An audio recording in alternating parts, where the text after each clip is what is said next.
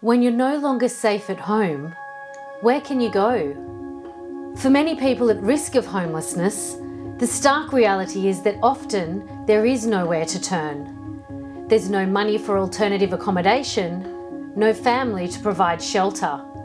And that means people can be forced to remain in or return to unsafe housing or face imminent homelessness. It's a cycle that young sisters Abigail and Isabella know too well. Growing up, they didn't have a stable, safe and loving home. All they have known is a life of instability, neglect and abuse. Afraid for their safety, their mother was forced to leave their father. What should have been a new beginning was just the start of more instability and neglect. It was a life of constant moves and periods of homelessness, including time living in their mother's car.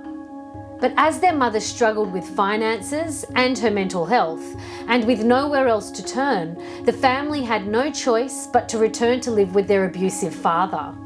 For the young sisters, the move from a challenging and difficult situation back to the volatile life they thought they had left behind was traumatizing. With ongoing neglect at home, the girls struggled to fit in at school. They were often absent and falling behind in their education. For people at risk of experiencing homelessness, the impacts can be long-lasting and insidious. Homelessness can affect health and mental well-being, impacting schooling and employment opportunities throughout people's lifetime. Abigail and Isabella's chaotic home life made their lives unbearable. Now old enough to make their own housing application, the girls were able to move into a place they could call home. But when you've never known a secure, stable and loving home, where do you start?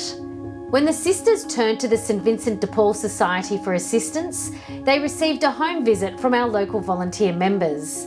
Thanks to the generosity of caring community members like you, the Society was able to provide the girls with food to fill their empty cupboards and household essentials, including a fridge, beds, a washing machine and furniture.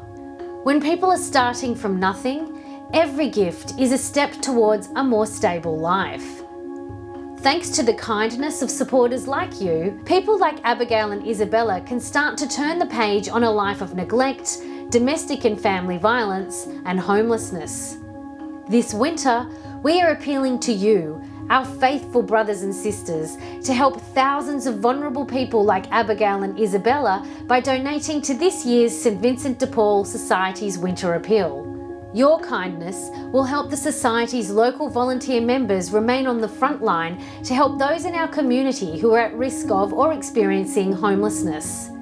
Your kind gift can help ensure there's food on the table, people can stay warm, have basic home essentials to make a new start, and there's a safe and secure roof over their heads.